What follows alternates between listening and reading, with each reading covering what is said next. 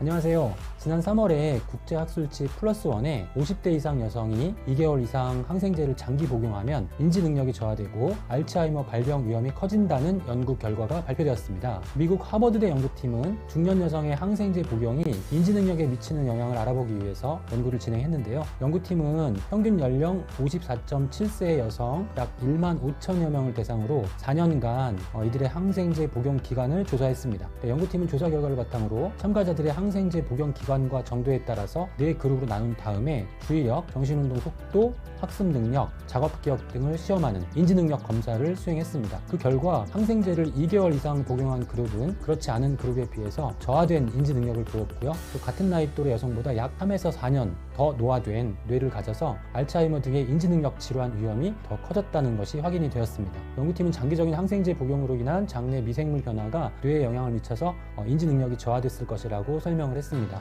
세계보건기구는 항생제 내성이 인류가 당면한 가장 큰 공중보건 위기가 될 것을 경고하면서 이를 극복하기 위해서 사람, 가축동물, 식품, 환경 분야를 포괄한 국가 대책을 실행하라고 강조하고 있습니다. 인류가 항생제 내성에 대처하지 못할 경우에 2050년에는 내성균으로 전 세계 연간 1,000만 명이 사망할 것이라는 영국 정부의 예측 보고서가 있었고요. 실제 미국에서는 항생제 내성 세균에 감염되어서 연간 2만 3천 명 이상이 목숨을 잃고 있고요. 일본에서도 연간 8천 명 이상이 사망한다고 합니다.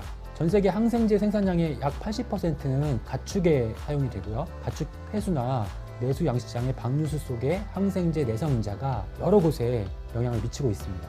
이러한 현재 상황에 국한한다면 육류의 과잉 섭취로 항생제 내성의 위험성이 커진다고 봐도 무방할 것 같습니다. 우리나라 항생제 남용은 여전히 심각한 편입니다. 2019년 OECD의 발표에 따르면 우리나라는 인구 1000명당 항생제 복용자 수가 26.5명으로 OECD 31개국 평균 18.3명보다 크게 높았습니다. 전문가들이 지적하는 제일 큰 문제는 감기에 항생제를 복용하는 것입니다. 질병관리본부에 따르면 국내 어린이에게 처방된 항생제의 75%는 급성 상기도 감염, 즉 감기 때문인데요.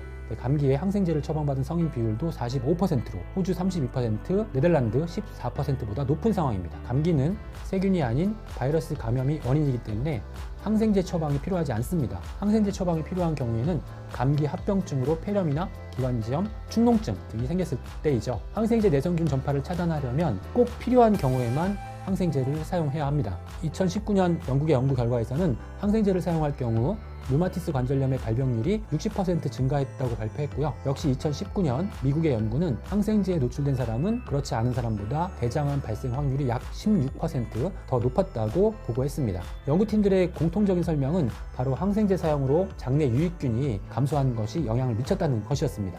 앞서 항생제 사용이 뇌의 기능을 저하시킨다는 내용을 말씀을 드렸는데요. 2016년 국제학술지 셀 리포츠지에 발표된 독일의 연구인데요. 장내 박테리아를 거의 제거할 정도의 항생제를 먹인 쥐와 대조군 쥐의 뇌 기능을 비교했는데 항생제를 먹인 쥐의 대뇌 뇌세포가 상당히 손실이 됐고 기억력 점수도 항생제를 먹이지 않은 쥐에 비해 낮은 결과가 나왔습니다. 다만 프로바이오틱스를 제공한 쥐 그리고 쳇바퀴 운동을 한 쥐는 뇌세포가 재생되고 기억력 점수도 향상이 되었습니다. 현재 프로바이오틱스가 항생제의 대상이 되는 세균을 줄이거나 또 내성을 가진 슈퍼세균을 없애는 가능성에 대한 연구가 지속적으로 진행되고 있고요. 다만 반대로 항생제에 의해서 프로바이오틱스가 피해를 입을 수도 있기 때문에 항생제 복용과 프로바이오틱스의 섭취는 시간차를 두고 해야 한다는 전문가들의 주장도 있습니다. 운동은 면역력을 강화시키기 때문에 세균에 감염되는 상황, 즉 항생제가 필요한 상황을 미연에 방지할 수 있습니다. 건강을 위해서는 항생제를 멀리하는 것도 필요하고요.